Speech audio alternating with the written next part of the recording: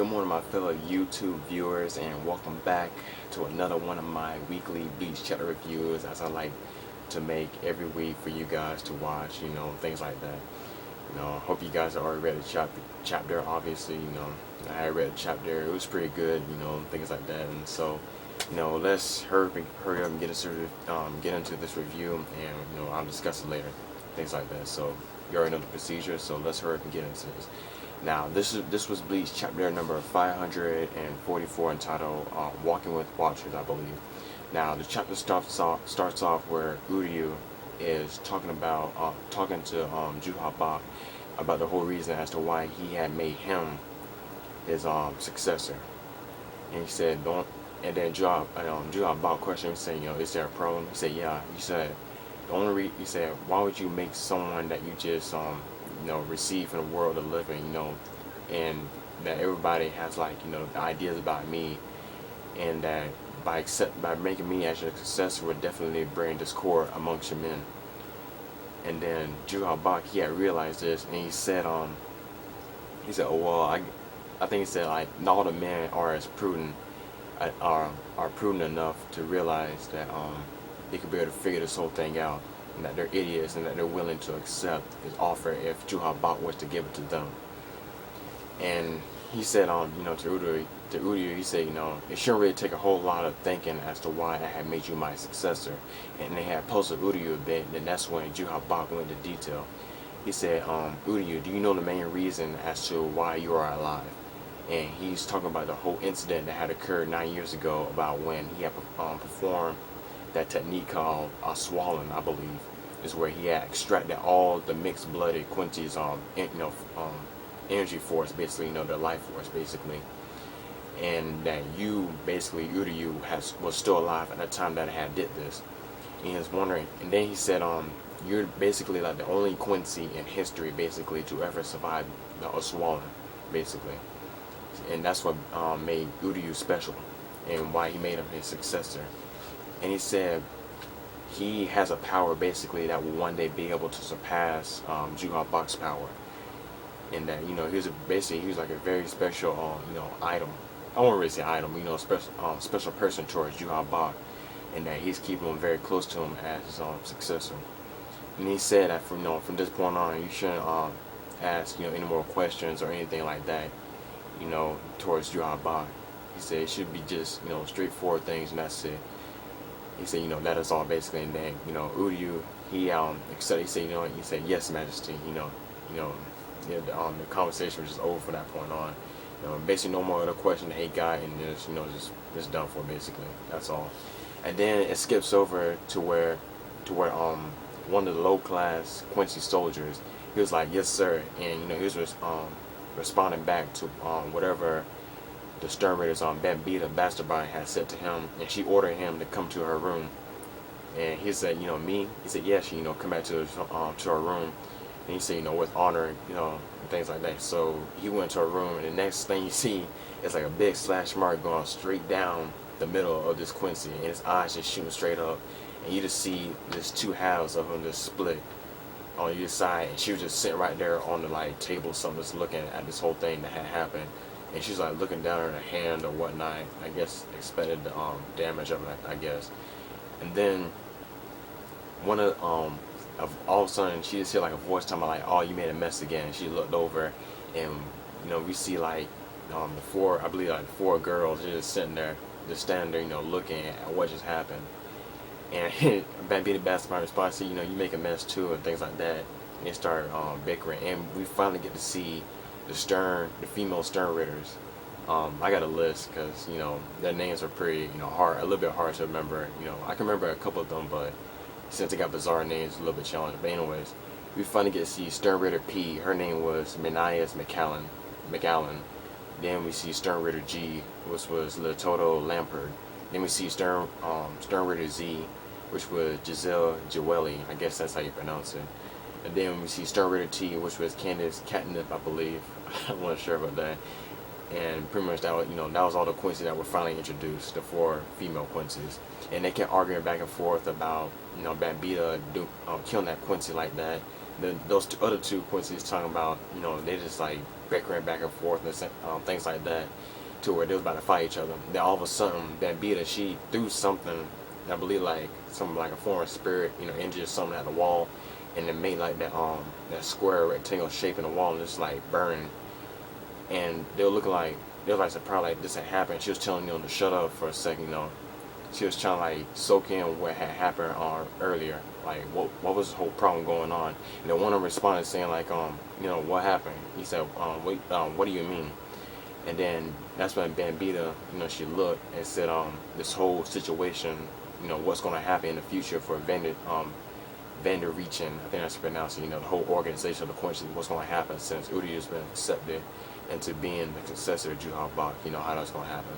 And then it switched over to where Oswald, he's returning back to his resting quarters, his room, and you see one of his like like helpers or whatever, talking like, he said, I think he's talking about like, is it late, I'm trying to remember, I'm sorry, like, is it I'm sorry, I'm trying to remember what he said. I'll just skip that. They're basically saying like, you're back or whatnot, and talking about it's getting late, you should rest. And then that's when she said, she told Oswald that she had heard the conversation earlier about what had happened about this whole successor thing, and she was saying like, forgive me if I speak out of term or something like that.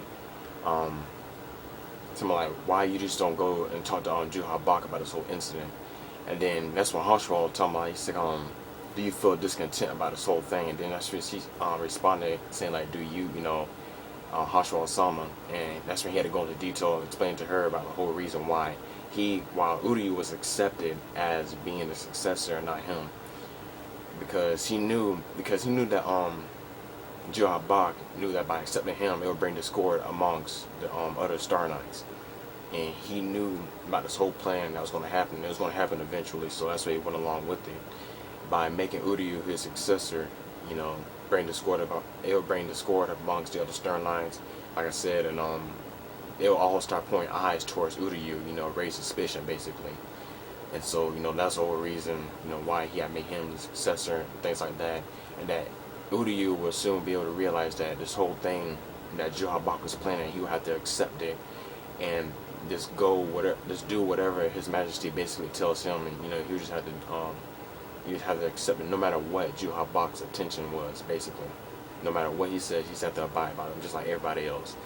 And that's when the conversation stops. And then, meanwhile, basically, back over at in Waco Mundo, in a certain part of Waco Mundo, away from, Star Knights and all that, we see Orihime, she's like down on the ground wearing like a cloak or something.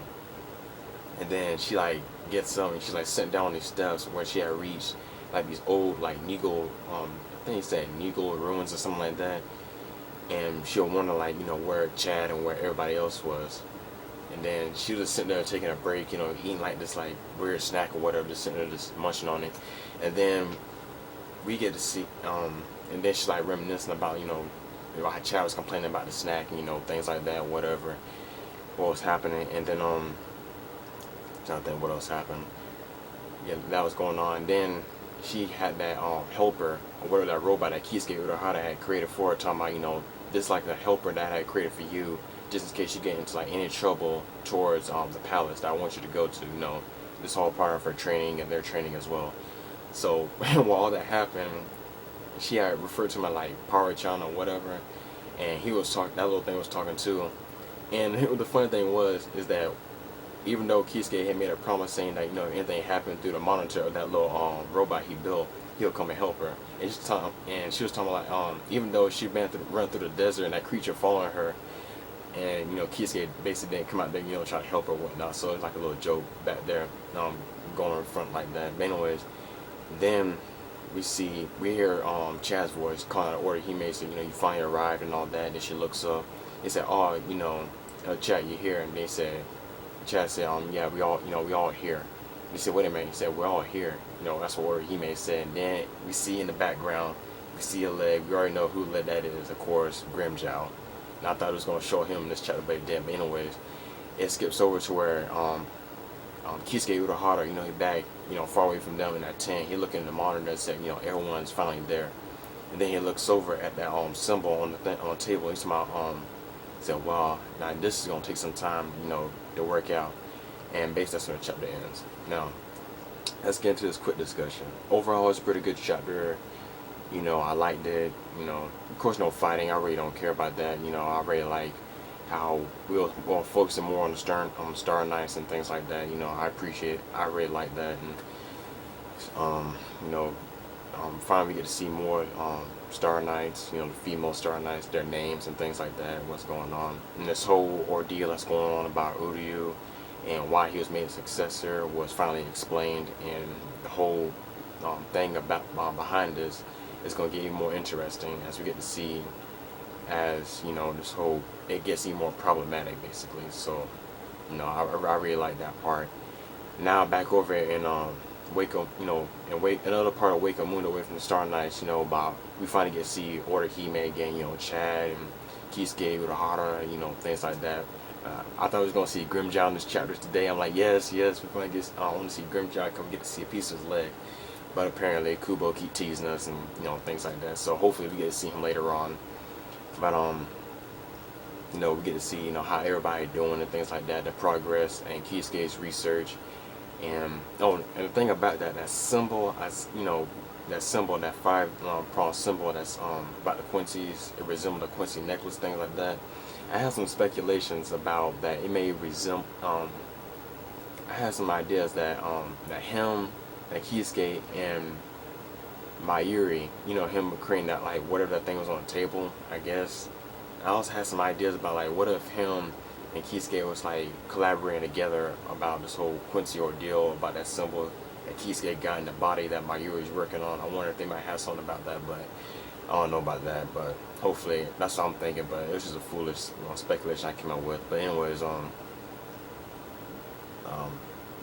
really curious as to what Kisuke is working on, and what's he gonna have play for later on throughout the chapters as it progresses and things like that. So I can't wait to see what that is all about. Hopefully, so I guess for next week, as predictions, it might go on from this point on about Kisuke and the others and being in Waco Mundo, things like that. So I guess for next week we're gonna focus more on that because we didn't see them in a while. So hopefully it's gonna focus on that whole scene of them talking and whatnot. Hopefully get to see Grimmjow in the next chapter, things like that. But yeah, overall, good chapter and things like that. I liked it very much. You get to see more explanation as it goes on further and anything. But basically that's all I gotta say for today.